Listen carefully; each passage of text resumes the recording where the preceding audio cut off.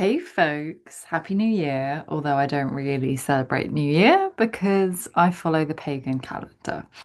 Anyway, which the spring equinox, I'm sure many of you are on that wavelength, that is the start of the year for me.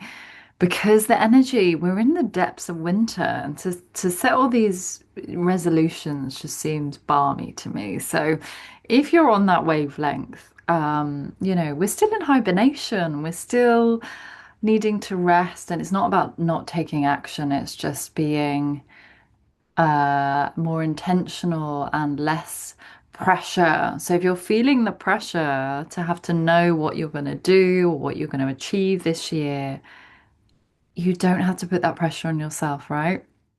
It's okay not to know and go with the flow and just see what is simmering away in you in winter. And my hair is on one today. It's like I've got this cow's lick and it's just not sitting in the way I want. Anyway, fucking imperfectly perfect. And my light is not great because I've decided to record this at night and I was like, let's get the sun as the sun is setting outside. So there we are. So we are, yeah, trundling into this new year with a full moon in Cancer um, on the 3rd of January. And, anything, when we're in the energy of Cancer, this is we're in the emotional world, we're in our intuition, we're in our sensitivity.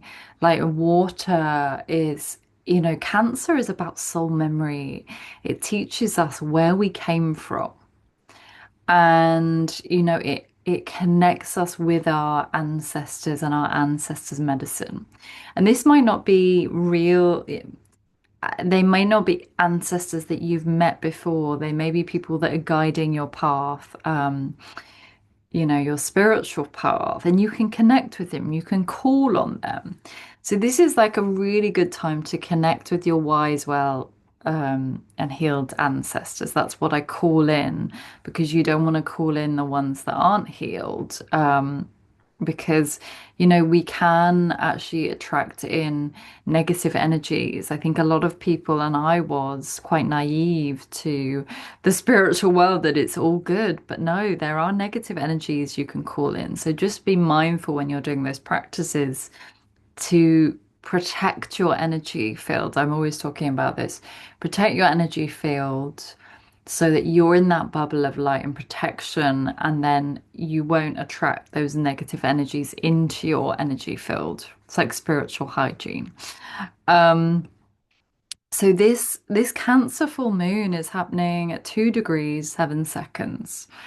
Um, I haven't got a time. Have I got time? I have got time.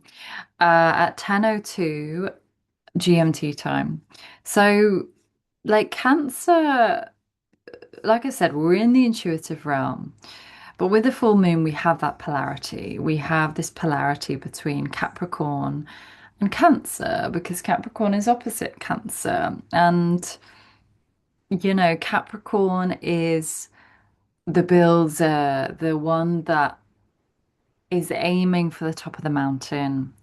That is like, okay, what are your career ambitions? What's the legacy you want to leave behind? Which is much bigger and much more it can be a ruthless energy, the shadow of Capricorn. And so this full moon in Cancer is bringing us home to our emotions, bringing us home to our inner world, right? Because we can't get to the top of the mountain without listening to our feelings. And this has been a massive practice. Well, it has for years, but particularly the last year has been to 2025, such a big focus is allowing myself to feel it all, not having shame if I felt sad, not having shame if I felt frustrated, disappointed, whatever that emotion was, I allowed myself to feel it. And this is an invitation into feeling it all. Because if we don't feel it all, when we actually ignore our feelings and deny them, it's harder to move up that mountain. It's harder to take the next action steps that build momentum, right, in your life, in your business, the things that you're working on that you want to create, you've got to keep taking those small actions. Um, and that takes time, that takes courage, but that Cancer full moon is like, okay, working with what is alive within you, how you're feeling, and using that as guidance. If something feels really alive, listen to that, trust that, follow that impulse. You know, that is the biggest thing you can do in your life in general is feel your feelings. And that takes so much courage because that other part of this full moon wants us to just take that action and be productive and feel like we're moving because we're taking action. But when you're taking action that's not intentional, that's not got your heart and your energy in it, it's just busyness, right? And that's the shadow side of Capricorn, of trying to be busy and productive all the time. And I know this well because I've got like a stellium in Capricorn. I've got so many planets in Capricorn, which means I'm always wanting to move forwards. I'm always wanting to take action. And I've had to trust and lean into, okay, you don't have to do all the things. Like, what's the next obvious step? And it could be really small, but also staying connected to my emotional world at the same time. This is what this full moon is asking of you. Um, and your emotions are probably gonna be heightened at this full moon, like it's it's in a conjunction with Jupiter. So there's a bigness to our emotions. Things, your grief, your sadness, whatever you're feeling is gonna be magnified. It's gonna be amplified at this full moon. So just make sure you're not acting really impulsively. Sit with those emotions and, don't just give somebody the cold shoulder because you're feeling so much rage in that moment. Sit with it, process it, and then you can act on it. Um, so that's kind of the main theme. And then there's like we've got that earth energy coming in. So there is stability and there's like, okay, your ambitions, where are you heading right now? Like putting energy into the dream, the vision. That is very Capricorn. What's the bigger picture? What is that? Yeah, like what do you really value? Like what's your purpose? So reconnecting in with those values. Like what are you valuing this year? Like what do you want to focus on this year? And then aligning with that and making decisions from your values rather than just getting into the mind and like this is what I want because that's going to look successful. And so that's also the shadow side of Capricorn is trying to be successful through the material world. Whereas this Cancer full moon is like, okay, how are you shifting internally? Like I reflected on this year, even though I don't necessarily celebrate the new year, but I was looking at all the internal changes and shifts I had in myself, not just in my outer world, because that's Capricorn, that's the outer world, that's like, the house you live in and the career you have and the social status you have. Cancer doesn't care about any of that. Cancer cares, do I feel safe? Do I feel nurtured? You know, am I doing the things that nurture my soul? So that is something to, ask at the moment. We're still in the depths of winter. Like, how can you nourish yourself more? How can you nourish your inner wisdom and connect with your inner wisdom, right? That's so important. This darkness invites us into that stillness. And in stillness, we can hear the whispers of our soul. We can hear what is truly alive from an organic place rather than trying to push and find the answers. The answers arrive naturally. So, if you do have planets around that 3-degree mark in Cancer or Capricorn, you'll feel this more intensely.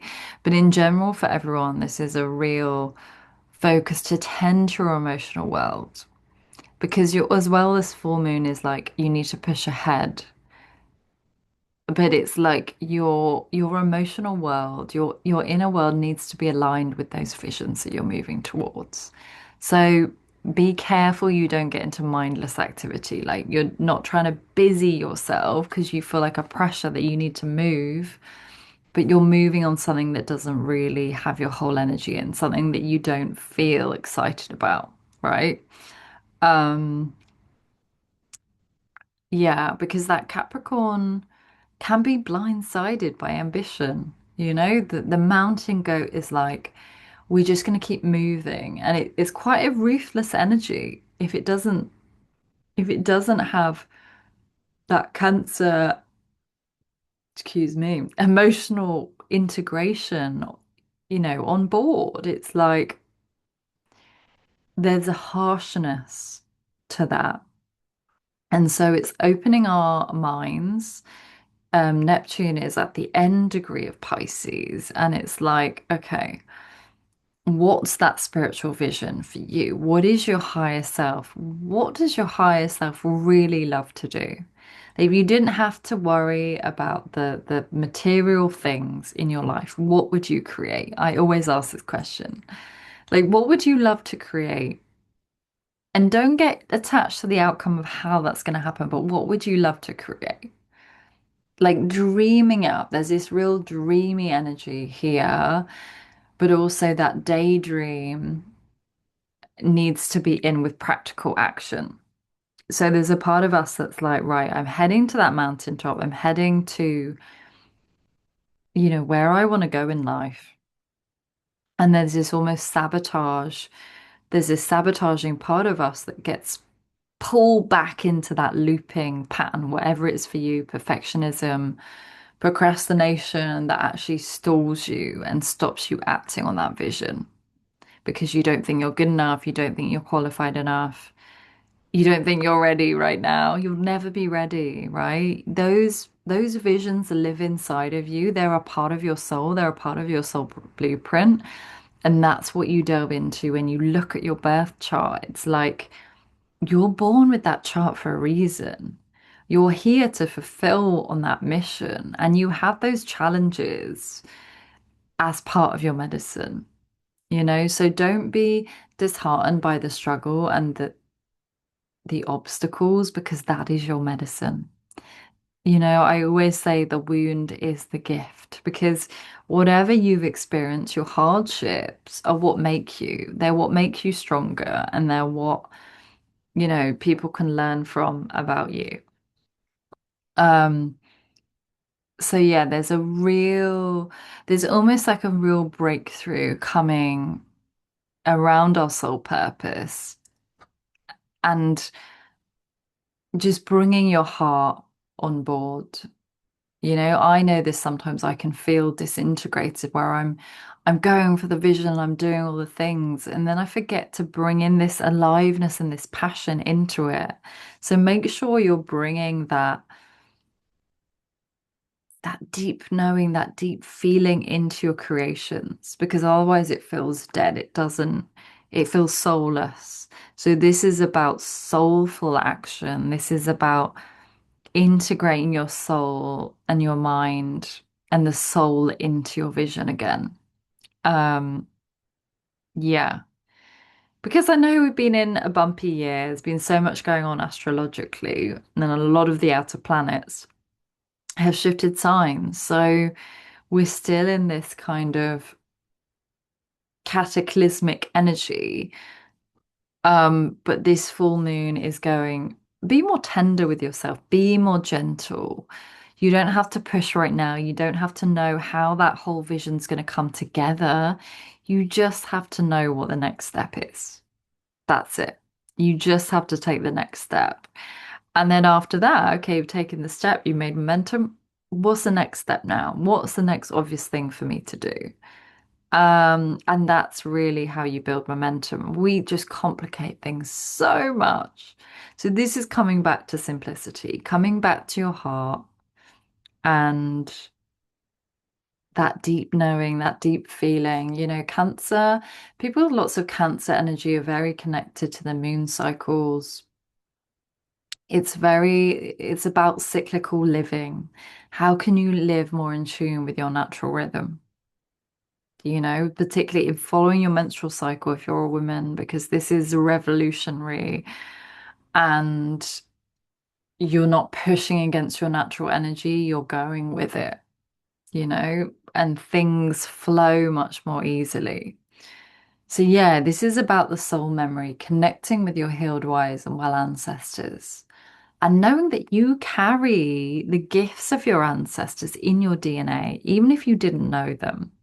That's lodged in your DNA. It's a part of you, and it's a part of, these gifts are things you can tap into. So that's what I have for you guys. I also have some beautiful online rituals coming up in the Mystic Cave. It's going to be so juicy. You can join any one of them. You can join all three. They're every Sunday. The first one starts on the 4th of Jan, this Sunday. And it's going to be a really beautiful space to come back into your inner wisdom and really feel and know like what is stirring, what is alive in you at this time during winter. So, details are below, and I'm wishing you so much love on this full moon. Bye for now.